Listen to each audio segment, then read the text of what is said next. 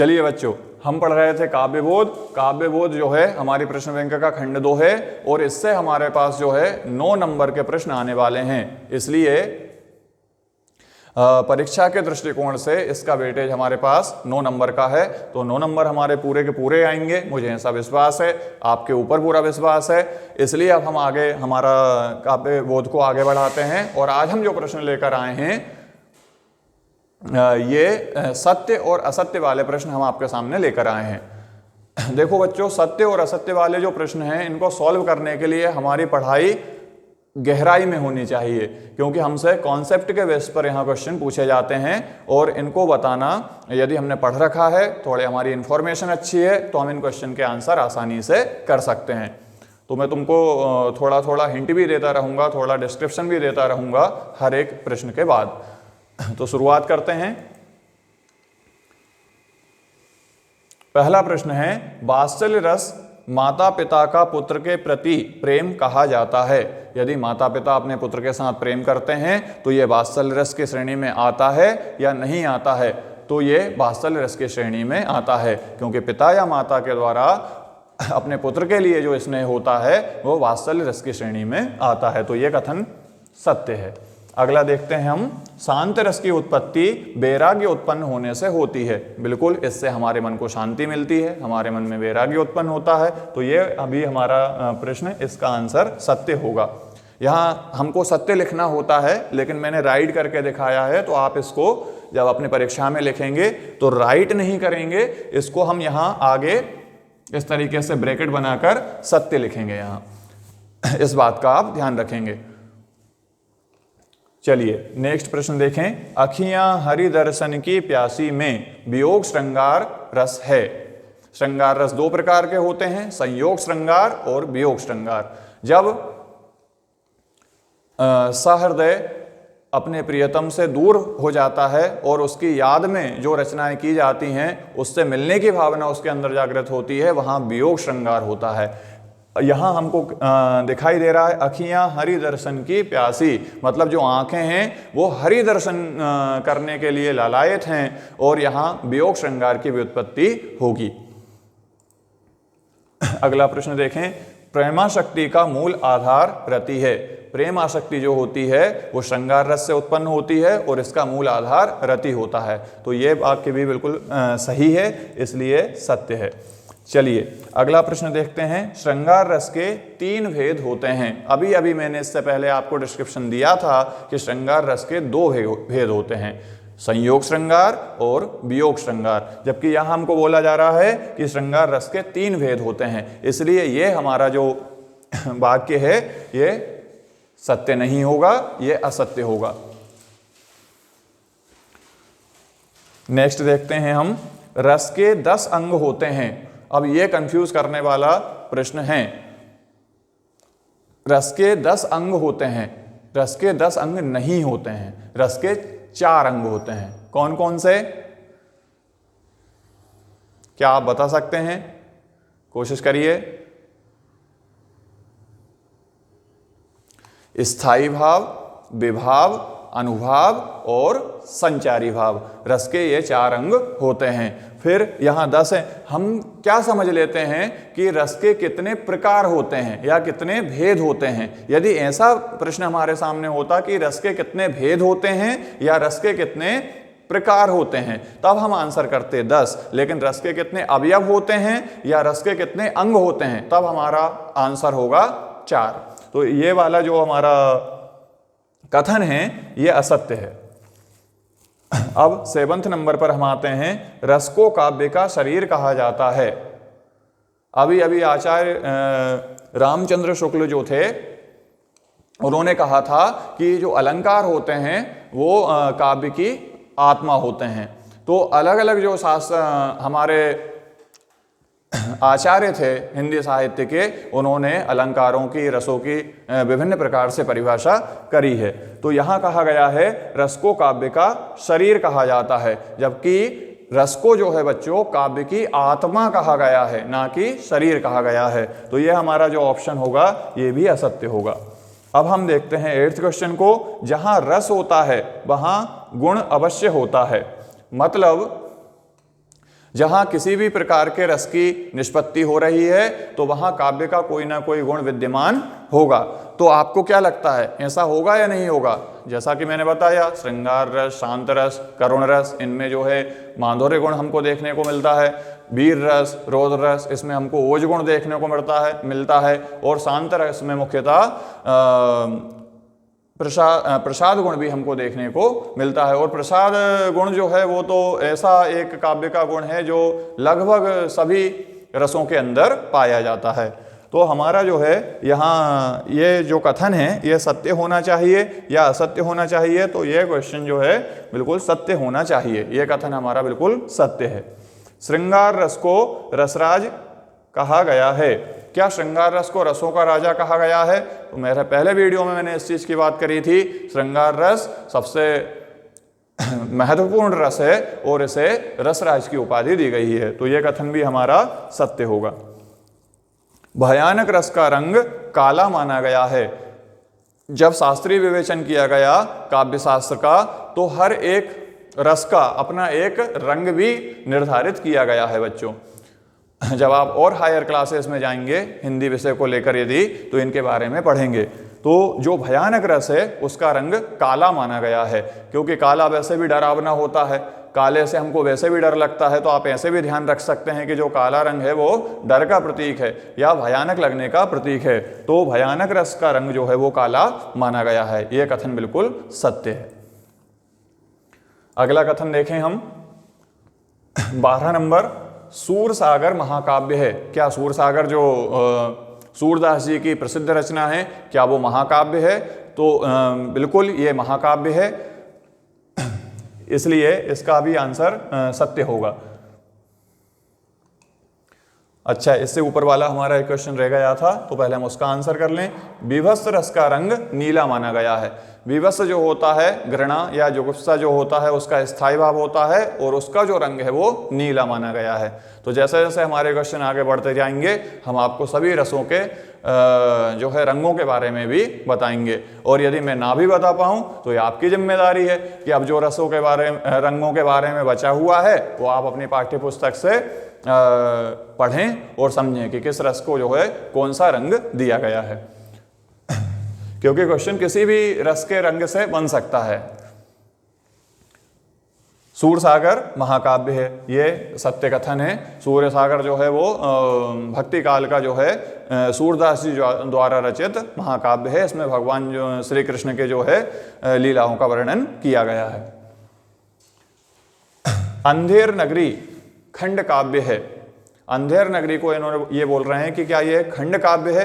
तो इसका आंसर है नहीं, क्योंकि खंड काव्य और महाकाव्य ये दोनों प्रबंध काव्य के उदाहरण होते हैं बच्चों। और जो प्रबंध काव्य होता है वो श्रव्य काव्य के अंतर्गत आता है। हमारे पास जो काव्य थे वो 2 प्रकार के थे, एक दृश्य काव्य और दूसरा श्रव्य काव्य।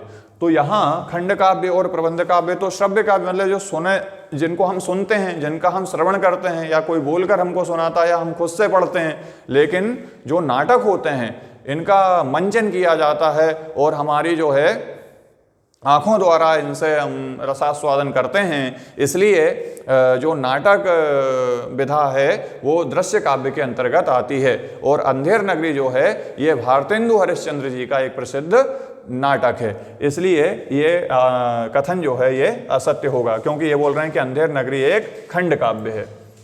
अब हम देखते हैं 14वां क्वेश्चन, महाकाव्य सर्गबद्ध रचना होती है। महाकाव्य जो होते हैं उनमें सर्ग होते हैं, तो बिल्कुल ठीक बात है, क्योंकि महाकाव्य में कम से कम 8 सर्ग या 7 से अधिक सर्ग माने गए हैं। 7 से 8 सर्गों से अधिक इसके अंदर होना चाहिए। तो ये एक सर्गबद्ध रचना होती है जिसमें किसी नायक की संपूर्ण जीवन का जो है क्रमशः वर्णन किया जाता है। तो ये सत्य होगा। अगला प्रश्न देखें हम, खंड काव्य में जीवन के किसी एक पक्ष या घटना का चित्रण नहीं होता है। जल्दी जल्दी में हम क्या पढ़ सकते हैं, यहाँ ध्यान दीजिए। खंड काव्य में जीवन के किसी एक पक्ष या घटना का चित्रण, हम ऐसा भी पढ़ सकते हैं होता है, लेकिन यहाँ हमको जब भी प्रश्न के आंसर करें तो ये छोटी छोटी बातें हैं, इनका हमको ध्यान रखना होता है। जल्दबाजी में हम कभी नहीं देख पाए तो हमारा आंसर गलत हो जाएगा। तो इसका सही आंसर क्या होगा, कि खंड काव्य जो होता है उनमें जीवन की छोटी छोटी घटनाओं का या किसी एक पक्ष का चित्रण होता है, जबकि यहां क्या दिया जा रहा है कि नहीं होता है, अर्थात ये जो कथन है ये असत्य है। मुक्तक काव्य किसी भी एक छंद में लिखा अपने आप में पूर्ण होता है, यानी जब हम कोई मुक्तक काव्य लिख रहे हैं तो हर एक छंद का अपना स्वतंत्र अस्तित्व होता है और वो दूसरे छंद पर निर्भर नहीं करता है। तो ये कथन अपने आप में एक सत्य कथन है, इसका आंसर होगा सत्य। 17 नंबर क्वेश्चन देखिए अब, गेय मुक्तक में संगीतात्मकता विद्यमान नहीं रहती है। गेय मुक्तक जिनको गाया जा सकता है और जहां गाना है वहां संगीत भी है बच्चों, तो जो गेय मुक्तक होते हैं उनमें संगीतात्मकता तो रहेगी ही रहेगी, लेकिन यहां बोल रहे हैं कि नहीं रहती है, अर्थात ये जो कथन है ये असत्य हो जाएगा। गेय मुक्त 18 नंबर क्वेश्चन में देखिए, गेय मुक्तक को प्रगीत भी कहा जा सकता है। कहा जा सकता है, कहा जाता है नहीं, क्योंकि गेय मुक्तक और प्रगीत इन दोनों में अत्यंत सूक्ष्म अंतर होता है, लेकिन साधारण शब्दों में हम गेय मुक्तक को प्रगीत भी कह सकते हैं, क्योंकि अत्यंत सूक्ष्म अंतर होने के कारण इन दोनों में भेद कर पाना थोड़ा मुश्किल है। तो साधारण शब्दों में इसे प्रगीत भी कहा जा सकता है, तो यह आंसर भी सत्य होगा। चलिए अब हम बढ़ते हैं हमारे अगले प्रश्न की तरफ। प्रश्न नंबर 19, सूर, कबीर, तुलसी, मीरा के गाये पद गेय मुक्तक की श्रेणी में आते हैं। तो देखिए, सूरदास जी, कबीरदास जी, गोस्वामी तुलसीदास जी और मीराबाई, इन सबों ने मुक्त पदों में अपनी रचनाएं करी हैं और बहुत अच्छे भजन जो हमारे आसपास चारों ओर आप लोगों को भी सुनाई देते हैं, लोग इनको आसानी से गाते हैं। इस तरीके से हमें उनके गेय मुक्तक सुनाई देते हैं। तो बिल्कुल ठीक बात है, सूर, कबीर, तुलसी और मीरा के गाये पद गेय मुक्तक की श्रेणी में आते हैं। यह कथन जो है ये सत्य हो जाएगा। अब हम बढ़ते हैं अपने अगले प्रश्न की तरफ, जो है प्रश्न नंबर 20। श्याम नारायण पांडे द्वारा रचित हल्दी घाटी का युद्ध महाकाव्य है।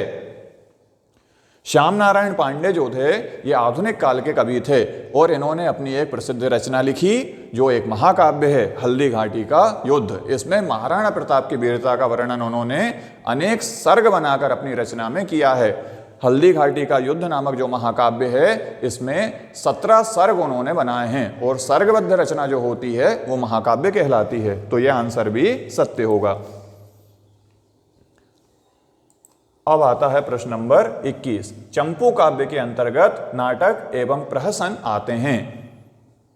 चंपू काव्य जो होता है बच्चों, इसमें गद्य और पद्य दोनों को मिश्रित, यानी दोनों को मिलाकर, कहीं गद्य आएगा कहीं बीच में पद्य आ जाएगा, इस तरीके से रचनाएं की जाती हैं। ऐसा जो काव्य बनता है उसे चंपू काव्य कहा जाता है।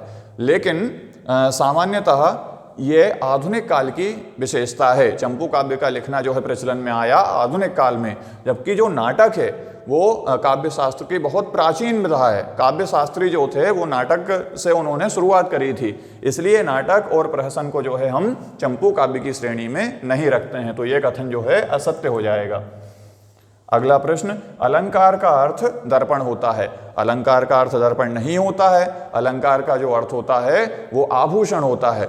ऐसे शब्द जो काव्य की शोभा बढ़ाते हैं उन्हें अलंकार कहा जाता है। तो ये कथन भी जो है असत्य है।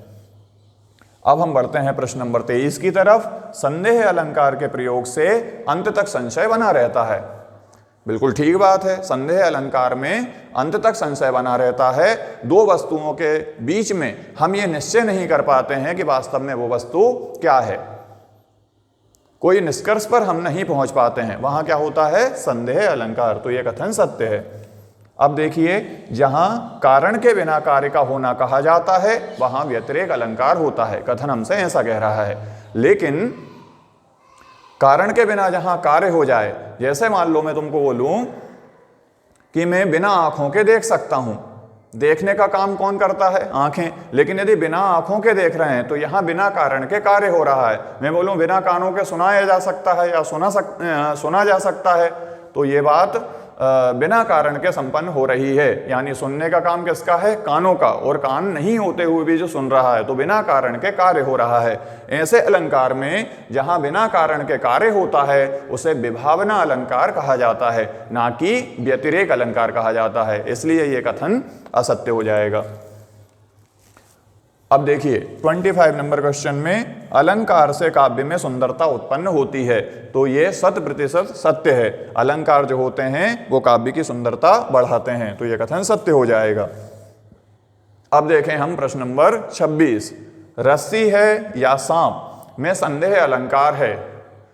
अब यहां पर बात क्या की जा रही है? रस्सी है या सांप है, सांप है या रस्सी है, यानी संदेह बना हुआ है। ना तो हम उसको रस्सी बोल सकते हैं, ना हम उसको सांप बोल सकते हैं। कभी वो हमें सांप जैसा प्रतीत होता है, कभी वो हमें रस्सी जैसा प्रतीत होता है। तो वास्तव में हम ये निर्णय ही नहीं कर पा रहे हैं कि वो सांप है या फिर रस्सी है, इसलिए ये संदेह अलंकार की श्रेणी में आएगा और हमारा कथन ये जो है बिल्कुल सत्य है।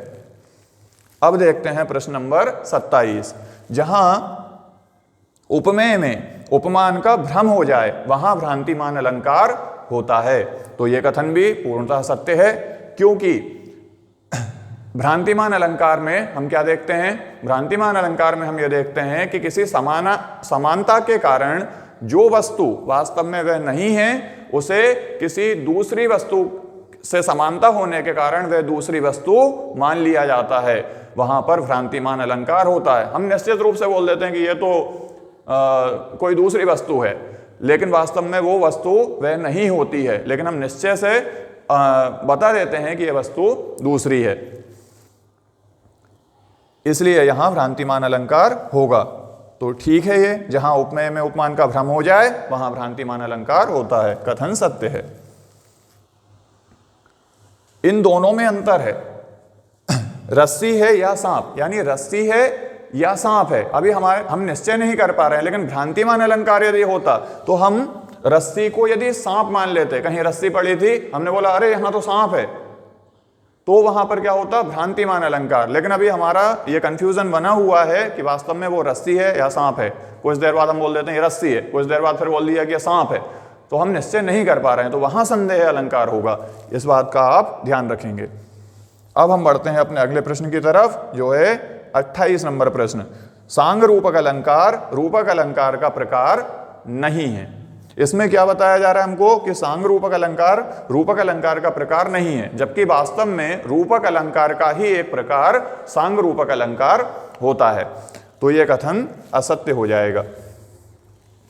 अब देखें प्रश्न 29। प्रश्न 29 में हमको बोल रहे हैं छंद पढ़ते समय विराम को तुक कहा जाता है। छंद पढ़ते समय यदि हम रुकते हैं कहीं बीच में, तो जहां हम रुके हैं उसे तुक कहा जाता है। तो आंसर है, ये कथन असत्य है, क्योंकि जहां हम रुकेंगे बीच में उसे तो यति कहा जाता है, ना कि तुक कहा जाता है। तुक का मतलब होता है कि जब हम कोई छंद पढ़ रहे हैं तो प्रत्येक चरण के अंत में ऐसा शब्द आए जो एक दूसरे से मिलता हुआ हो, उसे हम बोलते हैं तुक। जबकि बीच में छंद में यदि हम कहीं रुकते हैं तो उसे यति कहा जाता है, इसलिए यह कथन असत्य हो जाएगा। ये बोल रहे हैं छंद पढ़ते समय विराम को तुक कहा जाता है, तो यह कथन असत्य है।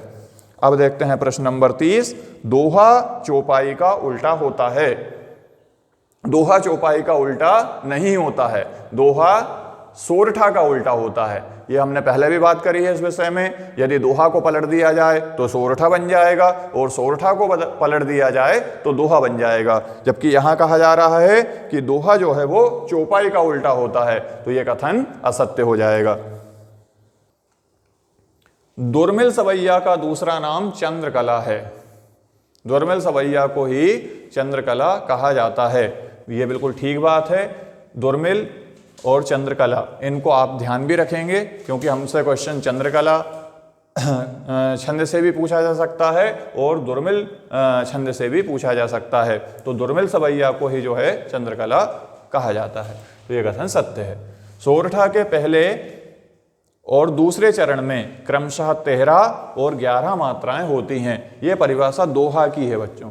दोहा और सोरठा एक दूसरे के विपरीत होते हैं ना, उल्टे होते हैं। तो यहां हम देखें सोरठा के पहले और दूसरे चरण में, मतलब पहले चरण में 13 और दूसरे चरण में 11 मात्राएं होती हैं। ये कथन गलत है, क्योंकि ये परिभाषा किसकी है? दोहा की। यदि तुमसे दोहा पूछते तो तुम बोलते कि पहले चरण में जो है वो 13 मात्राएं होंगी और दूसरे चरण में 11 मात्राएं होंगी। अब इसी को सोरठा बनाओ तो पहले चरण में 13 मात्रा होंगी और दूसरे चरण में जो है 11 मात्राएं होंगी। तो ये कथन हमारा असत्य हो जाएगा। 33वां देखें हम, वार्णिक छंद के प्रत्येक चरण में एक सा क्रम रहता है, मतलब क्रम परिवर्तित नहीं होता है। हाँ, तो ये कथन हमारा सत्य है, क्योंकि वार्णिक छंद जो होते हैं वो वर्णों के आधार पर लिखे जाते हैं और प्रत्येक चरण में वर्णों का क्रम जो है वो समान रहता है। तो ये प्रश्न का आंसर हमारा सत्य होगा कि ये कथन हमारा सत्य है। अब देखते हैं 34, रूबाई उर्दू फारसी की एक छंद शैली है। उर्दू फारसी छंद शैली में जो छंद लिखे जाते हैं उर्दू और फारसी शैली में, उनको हम रुबाइयाँ बोलते हैं। तो ये कथन अपने आप में सत्य है। अगला प्रश्न देखें, मात्रिक छंदों में गण होते हैं, मात्रिक छंदों में गण नहीं होते हैं, वार्णिक छंदों में गण होते हैं। मात्रिक छंदों में मात्राओं के आधार पर गणना की जाती है। तो यह कथन हमारा असत्य हो जाएगा। कवित्त एक वार्णिक छंद है, बिल्कुल ठीक बात है। कवित्त हुआ हमारा या सवैया हुआ, ये सब कैसे छंद माने जाते हैं? ये वार्णिक छंद माने जाते हैं। तो इसमें हमको बोल रहे हैं कवित्त कैसा छंद है, मात्रिक या वार्णिक? तो आंसर होगा वार्णिक छंद। दो वार्णिक छंदों के नाम लिखिए, कवित्त और सवैया, तो वार्णिक छंद के प्रकार हैं, हम लिख सकते हैं। तो ये हमारा कथन सत्य होगा। अब यहां हमसे पूछा जा रहा है नेक्स्ट प्रश्न में, छंद के दो प्रकार मात्रिक और वार्णिक होते हैं। बिल्कुल ठीक बात है, छंद दो प्रकार के होते हैं, मात्रिक और वार्णिक। तो कथन सत्य है। वर्ण, मात्रा, यति, चरण, तुक एवं गण छंद के अंग होते हैं। अंग मतलब जिनसे मिलकर कोई वस्तु बनती है, उसे उसके अवयव या अंग कहा जाता है। तो एक छंद निर्माण हमें करना है तो उसमें हमें वर्णों का भी ध्यान रखना पड़ेगा, मात्राओं का भी ध्यान रखना पड़ेगा, रुकना भी पड़ेगा, मतलब यति का भी ध्यान रखना पड़ेगा, पद भी बनाने पड़ेंगे, भाग बनाने पड़ेंगे उसके। 4 भागों से मिलकर एक छंद बन गया तो उसमें 4 चरण हो गए, है ना। तुक और गणों का भी उसमें हमें ध्यान रखना पड़ता है, इसलिए ये सब छंद के अवयव या फिर अंग कहलाते हैं। तो ये कथन सत्य है। ओज गुण शांत रस की कविताओं में पाया जाता है, बिल्कुल गलत बात है। ओज गुण वीर रस की कविताओं में पाया जाता है। यहाँ हमको बोल रहे हैं कि शांत रस की कविताओं में पाया जाता है, इसलिए ये उत्तर भी हमारा असत्य हो जाएगा, यानी ये कथन असत्य है। माधुर्य गुण में कोमल वर्णों की प्रधानता होती है। माधुर्य मतलब जिसमें मिठास हो, जिसको सुनने में कानों को सुकून प्राप्त हो या शांति मिले, ऐसे जो शब्द हम प्रयोग करते हैं माधुर्य गुण में, वो जो है कोमल वर्णों वाले शब्द उसमें होते हैं। तो ये कथन भी सत्य है। देखिए अब हम बढ़ते हैं हमारे अगले प्रश्न की ओर। प्रसाद गुण प्रायः सभी रसों में पाया जाता है, यह कथन सत्य है। 42, जिस तरह वीरता, उदारता, दया आदि मनुष्य की आत्मा के धर्म हैं, उसी तरह माधुर्य, ओज और प्रसाद रस के धर्म हैं। तो ये कथन भी सत्य है, क्योंकि जैसे मनुष्य की आत्मा के धर्म वीरता, उदारता और दया हैं, ये गुणों को जानकर हम उस मनुष्य के व्यक्तित्व को जान सकते हैं। उसी तरह काव्य की जो आत्मा है वो रस मानी गई है, और उस कविता के ओज गुण, प्रसाद गुण या फिर माधुर्य गुणों को देखते हुए उस रस के भाव को भी या उस रस को भी हम आसानी से ग्रहण कर सकते हैं, इसलिए ये कथन भी सत्य है। अब हम देखते हैं 43, शब्द गुणों को काव्य गुण भी कहते हैं। तो ये कथन भी सत्य है, क्योंकि शब्द गुण और काव्य गुण ये एक दूसरे के पर्यायवाची शब्द हैं। शब्द गुण और काव्य गुण एक ही होते हैं, तो ये कथन भी हमारा सत्य है। बिंब किसी पदार्थ का मानसिक या मानसी चित्र होता है। हमारे मन द्वारा भावों को ग्रहण करके यदि कोई हमारा मन चित्र बनाता है तो उसे मानसिक चित्र या मानसी चित्र कहा जाता है। और हिंदी काव्य साहित्य में जो बिंब विधान किया गया है, जो बिंबों की रचना की गई है, वो एक काल्पनिक हमारे मन द्वारा इंद्रियों के माध्यम से बनाया गया शाब्दिक चित्र होता है। तो यह कथन भी सत्य है। स्मृति बिंब और कल्पित बिंब काल्पनिक बिंब के प्रकार हैं। तो ये आंसर भी ठीक है, ये कथन सत्य है, क्योंकि स्मृति बिंब और कल्पित बिंब काल्पनिक बिंब के प्रकार होते हैं। ये कथन सत्य है। बिंब से मस्तिष्क में किसी सादृश्य का चित्र नहीं उभरता है। बिंब से मस्तिष्क में किसी सादृश्य का चित्र नहीं उभरता है। नहीं, हम किसी को देखा है हमने पहले से, उसी का हम जो है अपना मन उसका चित्र बना सकता है। तो जिस चीज़ को देखा गया है या जिस चीज़ का अनुभव किया गया है, हमारा मन और हमारा मस्तिष्क इंद्रियों के माध्यम से उसी का चित्र बना सकता है। इसलिए ये कथन गलत है। ये बोल रहे हैं कि किसी को देखे बिना भी जो है उसका चित्र बनाया जा सकता है, तो ये कथन असत्य हो जाएगा। बिंब विधान में भावनाओं को उत्तेजित करने की शक्ति होती है। ये कथन सत्य है, इसीलिए काव्य में बिंब विधान किए जाते हैं ताकि हमारे अंदर की भावनाएं जागृत हो सकें, तो ये कथन सत्य होगा। बिंब किसी पदार्थ की प्रतिकृति के लिए प्रयुक्त नहीं होता। प्रतिकृति होती है मतलब उसकी नकल या दूसरा बना देना वैसा। तो यदि हम बिंब विधान बनाते हैं कविता में, तो किसी वस्तु, व्यक्ति या फिर किसी दृश्य का हम सुंदर चित्र शब्दों के द्वारा हमारा मन बना लेता है। इसलिए ये कथन असत्य होगा, क्योंकि ये बोल रहे हैं कि किसी पदार्थ की प्रतिकृति के लिए बिंब प्रयुक्त नहीं है, जबकि ये उपयुक्त है। इसके द्वारा किसी पदार्थ की प्रतिकृति हम कर सकते हैं, तो ये कथन असत्य हो जाएगा। बिंब सार्वभौमिक होते हैं। बिंब हम कहीं पर भी बना सकते हैं, जहाँ पर हमें जरूरी नहीं है कि बिंब विधान हम हमारे घर में या हमारे आसपास के परिवेश में ही कर पाएं। हम कहीं भी जाकर हमारा मन शाब्दिक चित्र बना सकता है। तो जो बिंब विधान होते हैं वो सार्वभौमिक होते हैं। ये कथन भी सत्य है। बिंब में नवीनता और ताजगी होती है। ये कथन भी सत्य है। बिंब बदलते रहते हैं। जैसे जैसे हम कहीं जाते हैं, कोई अच्छा दृश्य हमें लगता है, तो हमारी आंखें उसका एक सुंदर चित्रण हमारे मन के लिए करती हैं देखकर। या हम कुछ पढ़ रहे हैं या हमें किसी वस्तु के बारे में बोला जा रहा है, जैसे हमको बोला जा रहा है कि आम, तो आम का हमने नाम सुना और हमारे सामने, हमारे मन ने आम का एक चित्र हमारे सामने प्रस्तुत कर दिया। तो इस तरीके से जो है बिंब में नवीनता और ताजगी होती है। ये कथन भी सत्य है। मुक्तिबोध ने अपनी रचनाओं में ध्वनि, स्पर्श, प्राकृतिक, वैज्ञानिक आदि अनेक बिंबों का सजीव चित्रण किया है। इन सभी विषयों पर बिंब निर्माण किया जा सकता है। ध्वनि, स्पर्श, प्राकृतिक, वैज्ञानिक। ध्वनि मतलब जैसा मैंने अभी बताया कि कुछ हमको सुनाई दे रहा है, उसके अनुसार हमारा एक कल्पना चित्र बन जाता है। स्पर्श के कारण कोई हमको स्पर्श कर रहा है, तो हर एक स्पर्श के लिए हम बिंब बना सकते हैं।